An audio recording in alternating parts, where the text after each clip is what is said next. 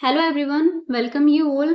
आज का हमारा एमएससी का टॉपिक है पायराजोल। इस वीडियो के अंदर हम पायराजोल का इंट्रोडक्शन, स्ट्रक्चर, सिंथेसिस और इसकी केमिकल रिएक्शन डिस्कस करने वाले हैं। तो चलिए शुरुआत करते हैं इसके इंट्रोडक्शन के साथ में। तो इसके इंट्रोडक्शन की शुरुआत होती है कि ये जो पायराजोल होता है ये एक 5 मेंबर्ड अनसैचुरेटेड हेटेरोसाइक्लिक कंपाउंड होता है। तो यहाँ पर आपको हेटेरो एटम के तौर पर 2 नाइट्रोजन एटम देखने को मिलते हैं, जिसके अंदर से एक नाइट्रोजन फर्स्ट पोजीशन पर होता है और दूसरा नाइट्रोजन सेकंड पोजीशन पर देखने को मिलता है। इसी के साथ में ये जो पायराजोल होता है ये एक तरीके का एरोमेटिक कंपाउंड होता है, यानी कि ये हक्कल रूल को फॉलो करेगा और एरोमेटिक कैरेक्टर शो करेगा। तो यहाँ पर ये है पायराजोल की स्ट्रक्चर, जिसके अंदर आपको दिखाई दे रहा है कि ये 5 मेंबर्ड रिंग है, जिसके अंदर आपको 2 नाइट्रोजन एटम दिखाई दे रहे हैं जो कि फर्स्ट और सेकंड पोजीशन पर है। इसी के साथ में आपको 2 डबल बॉन्ड भी देखने को मिल रहे हैं। तो ये है स्ट्रक्चर पायराजोल की। नेक्स्ट हम बात करते हैं इसके सिंथेसिस की। यहाँ पर सबसे पहला जो हम इसका प्रिपरेशन मेथड देखेंगे वो देखेंगे फ्रॉम डाइकार्बोनिल कंपाउंड। हम इस पर्टिकुलर रिएक्शन के अंदर डाइकार्बोनिल कंपाउंड से पायराजोल का फॉर्मेशन करेंगे। और यहाँ पर हम पर्टिकुलरली जो डाइकार्बोनिल कंपाउंड ले रहे हैं वो है एसिटिल एसीटोन। तो यहाँ पर हम बात कर रहे हैं एसिटिल एसीटोन की, जो कि एक 1,3 डाइकार्बोनिल कंपाउंड है। जब हम इसकी रिएक्शन हाइड्रोजन या उसके डेरिवेटिव के साथ में करवाते हैं तो हमें इस तरीके के प्रोडक्ट देखने को मिलते हैं। तो फर्स्ट रिएक्शन के अंदर जो प्रोडक्ट बनेगा वो है 3,5 डाइमिथाइल पायराजोल और दूसरी रिएक्शन के अंदर जो प्रोडक्ट बनेगा वो है 3,5 डाइमिथाइल 1 फेनिल पायराजोल। तो ये दोनों प्रोडक्ट आपको देखने को मिलते हैं। अगला जो हमारा सिंथेसिस मेथड है वो है from alpha beta ethylene carbonyl compound. हम यहाँ पर alpha beta ethylene carbonyl compound से पायराजोल का फॉर्मेशन करते हैं। तो ये है हमारा alpha beta ethylene carbonyl compound, जिसकी रिएक्शन हम करवाते हैं हाइड्रोजन के डेरिवेटिव से। तो यहाँ पर 1 मोल HCl का और 1 मोल वाटर का रिलीज होता है, जिसके बाद में हमें प्रोडक्ट देखने को मिलता है 1,3,5 ट्राइफेनिल पायराजोल। तो ये रिएक्शन होती है जब हम पायराजोल का फॉर्मेशन करते हैं from alpha beta ethylene carbonyl compound से। इसके बाद में हमारे अगला जो प्रिपरेशन मेथड आता है वो है addition of diazo compound to acetylenic compound, यानी कि हम यहाँ पर लेंगे एसिटिलेनिक कंपाउंड, जिसकी रिएक्शन हम करवाते हैं डाइएजोमिथाइल एसीटेट के साथ में। और इन दोनों की रिएक्शन करने के बाद में हमें इस तरीके से जो पायरोल का डेरिवेटिव है वो देखने को मिलता है। तो यहाँ पर हमें जो प्रोडक्ट देखने को मिल रहा है वो मिल रहा है dimethyl ester of 4 phenyl pyrazole 3,5 dicarboxylate. तो ये आपको यहाँ पर प्रोडक्ट देखने को मिल रहा है।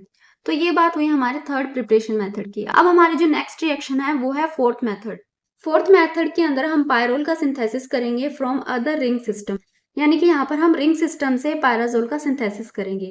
यहाँ पर रिंग सिस्टम के तौर पर हमने लिया है एन फेनिल सिंडोन, जिसकी रिएक्शन हम करवाएंगे एक्रिलोनाइट्राइल के साथ में। और यहाँ पर जो टेम्परेचर रखेंगे वो रखेंगे 70 डिग्री सेल्सियस। जिसके बाद में यहाँ पर एक कार्बन डाइऑक्साइड का मॉलिक्यूल, जिसके बाद में यहाँ पर 1 मोल कार्बन डाइऑक्साइड रिलीज होती है और हमें यहाँ पर देखने को मिलता है 1 फेनिल पायराजोल। इसी के साथ में यहाँ पर हमें HCN भी देखने को मिलता है।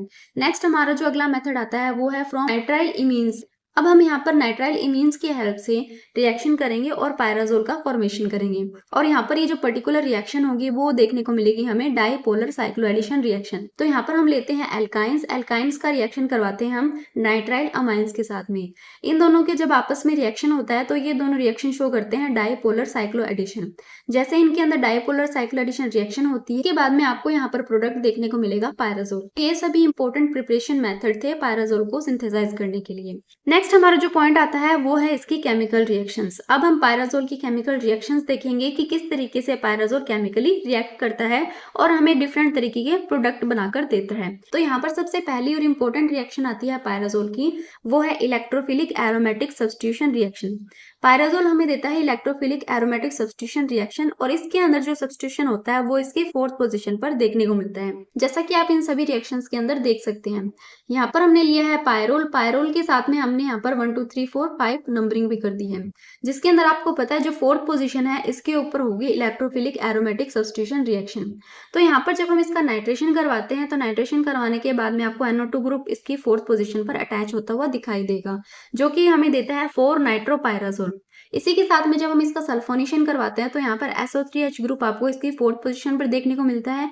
इस पर्टिकुलर कंपाउंड का नाम है पायराजोल 4 सल्फोनिक एसिड। इसी तरीके से हम इसका हेलोजिनेशन करवाते हैं और ये जो हेलोजिनेशन है ये हमने करवाया है क्लोरिनेशन। तो यहाँ पर जब हम इसका क्लोरिनेशन करवाते हैं तो यहाँ पर आपको 4 क्लोरोपायराजोल एज अ प्रोडक्ट देखने को मिलता है। फिर उसके बाद में हमारी आती है अगली इलेक्ट्रोफिलिक सब्स्टिट्यूशन रिएक्शन, जो कि है फ्रीडल क्राफ्ट रिएक्शन।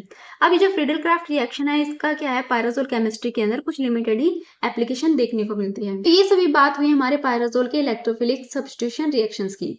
अब हम इसकी नेक्स्ट केमिकल रिएक्शन डिस्कस करते हैं। अगली जो पायराजोल की केमिकल रिएक्शन है वो है इसका कैटालाइटिक रिडक्शन। जब हम पायराजोल का कैटालाइटिक रिडक्शन करते हैं तो वो हमें देता है पायराजोलिडीन। इस रिएक्शन के अंदर हमने शुरू के अंदर लिया है पायराजोल, जिसको हम ट्रीट करते हैं H2 और PD के साथ में 20 डिग्री सेल्सियस पर, जिसके बाद में हमें इसका रिडक्शन होता हुआ दिखाई देगा और हमें यहाँ पर मिलता है पायराजोलिन, या फिर हम इसे डाईहाइड्रोपायराजोल भी बोल सकते हैं। और उसके बाद में फिर से हम इसके रिएक्शन करवाते हैं H2PD के साथ में, लेकिन अब यहाँ पर जो हम टेम्परेचर लेंगे वो थोड़ा ज़्यादा लेंगे। अब यहाँ पर हम ले रहे हैं 80 डिग्री सेल्सियस। इसके बाद में जो रिडक्शन होता है उसके बाद में आपको यहाँ पर प्रोडक्ट देखने को मिलता है पायराजोलिडीन। तो ये जो प्रोडक्ट है ये आपको कैटालाइटिक रिडक्शन से देखने को मिलेगा। अगली केमिकल रिएक्शन है पायराजोल की, वो है ऑक्सीडेशन। इसके अंदर क्या होता है, अगर हम यहाँ पर पायराजोल का डेरिवेटिव लेते हैं तो जो इसकी पायराजोल की रिंग होती है वो तो स्टेबल होती है ऑक्सीडाइजिंग एजेंट की तरफ, लेकिन इसके अंदर जो साइड चेन प्रेजेंट होगी वो क्या कर सकती है, ऑक्सीडाइज हो सकती है और चेंज हो जाती है कार्बोक्सिलिक एसिड के अंदर, जैसा कि आपको इस एग्जाम्पल के अंदर दिखाई दे रहा है। यहाँ पर हमने लिया है 3-मिथाइल 1-फिनाइल पायराजोल। जब हम इसकी रिएक्शन करवाते हैं अल्कोहलिक KMnO4 के साथ में तो हमें यहाँ पर प्रोडक्ट देखने को मिलता है वो है 1-फेनिल पायराजोल 3 कार्बोक्सिलिक एसिड। अगली जो हमारी केमिकल रिएक्शन है वो है N alkylation and N acylation. तो यहाँ पर जो एल्काइलेशन और एसाइलेशन होगा वो आपको इस पर्टिकुलर नाइट्रोजन एटम पर देखने को मिलता है। तो यहाँ पर हम लेते हैं पायराजोल। तो सबसे पहले जब हम इसका एल्काइलेशन करवाएंगे तो एल्काइलेशन करवाने के बाद में जो CH3 ग्रुप है वो आपको इस नाइट्रोजन पर अटैच होता हुआ दिखाई देगा, जिसके बाद में हमें प्रोडक्ट मिलेगा 1-मिथाइल पायराजोल। और जब हम इस पायराजोल का एसाइलेशन करवाते हैं तो यहाँ पर जो एसिल ग्रुप है वो इस नाइट्रोजन पर लगता है, जिसे हम बोलते हैं एन एसाइलेशन।